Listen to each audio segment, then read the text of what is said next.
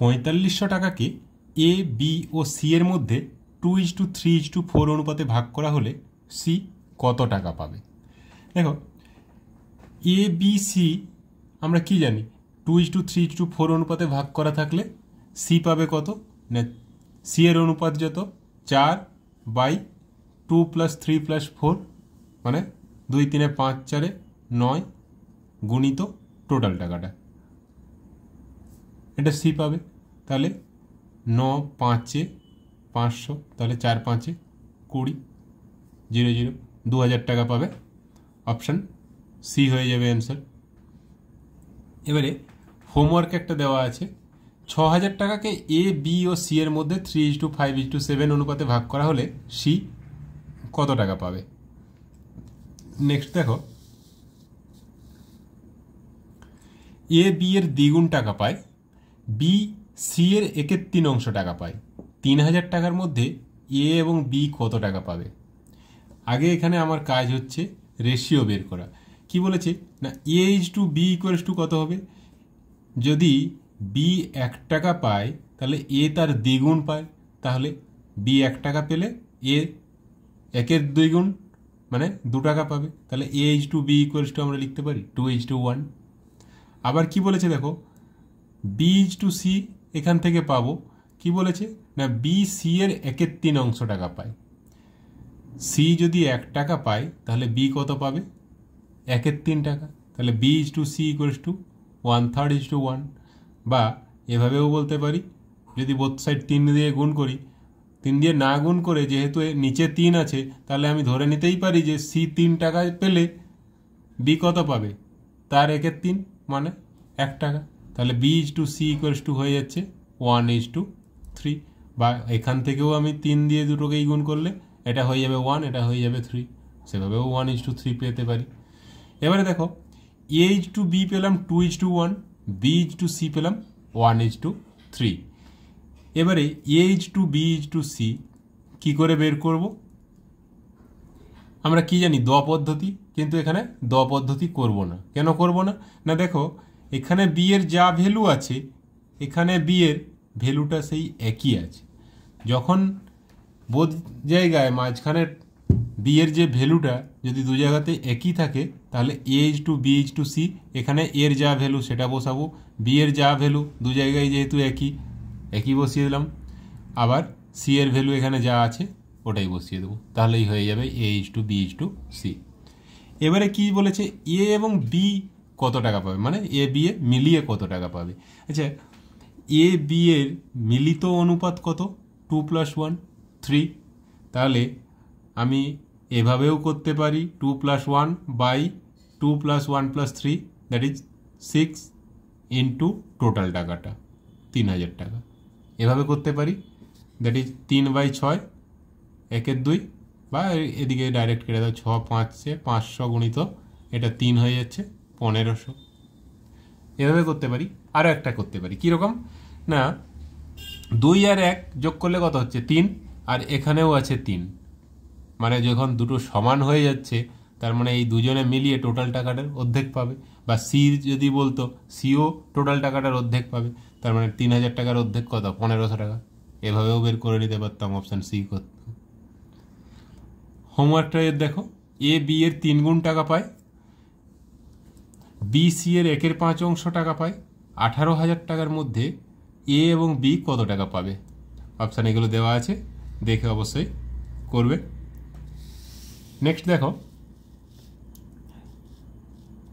একটি বিদ্যালয়ে ছাত্রীদের 10%, ছাত্রদের 1/20 সমান ছাত্র ও ছাত্রীর সংখ্যার অনুপাত কত? দেখো, ছাত্রীকে আমি যে লিখে দিচ্ছি গার্ল, এর 10%, এইটা ইকুয়ালস টু ছাত্র, আমি বয় লিখে দিচ্ছি বি, এর 1/20। এটা ইকুয়াল বলেছে, আমি হয় এটাকে ভগ্নাংশে, পার্সেন্টেজটাকে ভগ্নাংশে কনভার্ট করব, আর না হয় এই ভগ্নাংশটাকে পার্সেন্টেজে কনভার্ট করব। যেটা করব একই করব, মানে দুটো একই করতে হবে। তো এটাকে ভগ্নাংশ থেকে পার্সেন্টেজ থেকে ভগ্নাংশে করাটা ইজি হবে 1/20 পার্সেন্টেজে করার থেকে, বা যার হয়ে যাবে আরও ইজি, কারণ 1/20 মানে 5%, তাহলে G into 10% equals to B into 5%। Both side percent কেটে গেলে 5 2 তাহলে 2g equals to B, 2g equals to B হয়ে গেলে B by G equals to কত হয়ে যাবে, বি বাই জি মানে 2/1, শুধু 2 মানে কি 2/1 মানে b is to g equals to হয়ে যাবে 2:1, মানে বয় ইজ টু গার্ল, ছাত্র ইজ টু ছাত্রী চেয়েছি 2:1 হয়ে যাবে। আর এভাবে যদি পার্সেন্টেজে না করে আমরা যদি ভগ্নাংশে করি সেভাবে কি করবো, গার্ল ইন্টু 10/100, 10% মানে কি 10/100, এটা ইকুয়ালস টু বি ইন্টু 1/20। ওপরে জিরো কেটে দাও, এখানে জিরো কেটে দাও। তাহলে আমার দেখো এখানে ছাত্র ইজ টু ছাত্রী চেয়েছে, বয় ইজ টু গার্ল। তাহলে আমার কি করব, বিটাকে ওপরে রাখবো। তাহলে বিটাকে যদি ওপরে রাখি জিটা নিচে আসবে, বিটা এদিকে ওপরে থাকলে জিটা এদিকে নিচে গেলে B by g equal into 1/2 equals to এদিকটা 1 হয়ে যাচ্ছে। তাহলে এই 2টা উপরে চলে যাচ্ছে এদিকে, তাহলে 2/1 হচ্ছে। তাহলে b by G equals to 2/1 মানে 2:1, অপশান বি হয়ে যাচ্ছে। তাহলে সেম টাইপের একটা কোশ্চেন দিয়েছি হোমওয়ার্ক, একটি বিদ্যালয়ে ছাত্রীদের 20%, ছাত্রদের 1/10 সমান ছাত্রছাত্রীর সংখ্যার অনুপাত কত হবে।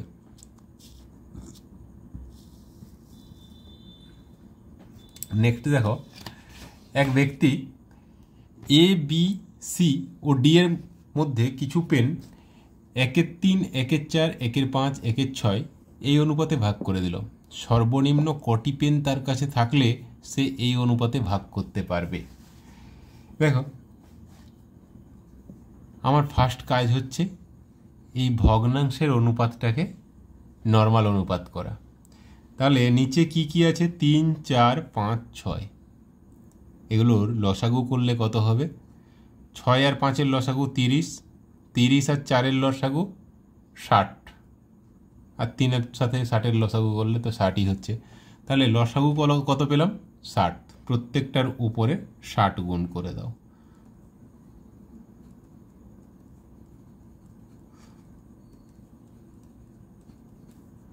হয়ে গেল। এবারে কাটাকাটি করো, 3 20, 4 15, 5 12, 6 10। তাহলে অ্যান্সার কত পেলাম, 20:15:12:10। আমরা যদি এই অনুপাতের প্রত্যেকটাকে যোগ করে দিই তাহলেই অ্যান্সার পেয়ে যাব। কারণ কি, মিনিমাম চেয়েছে, মিনিমাম আর তো কোনো কাটাকাটি যাচ্ছে না। তাহলে এ কে 20টা, বি কে 15টা, সি কে 12টা, ডি কে 10টা দিলে মিনিমামে হয়ে যাচ্ছে। তাহলে যোগ করো, 20 + 15 35 + 12 47 + 10 57টা, অপশান এ হয়ে যাবে অ্যান্সার। এর একটা হোমওয়ার্ক দেওয়া আছে, দেখো এক ব্যক্তি A B C O D এর মধ্যে কিছু পেন 1/2 1/5 1/6 1/8 অনুপাতে ভাগ করে দিল। সর্বনিম্ন কটি পেন তার কাছে থাকলে সেই অনুপাতে ভাগ করতে পারবে। অপশান 120 119 127 136। নেক্সট অঙ্ক দেখো, 700 টাকা এ বি ও সি এর মধ্যে এমনভাবে ভাগ করা হলো যাতে এ ও বি এর টাকার অনুপাত 2:3, বি ও সি এর টাকার অনুপাত 4:5 হয়। এ বি সি এর টাকার পরিমাণ কত। এ ইজ টু বি দেওয়া আছে কত, 2:3, বি ইজ টু সি দেওয়া আছে কত, 4:5। তাহলে A is to B is to C equals to কত হয়ে যাবে, দ পদ্ধতি, 2 4 8, 4 3 12, 3 5 15।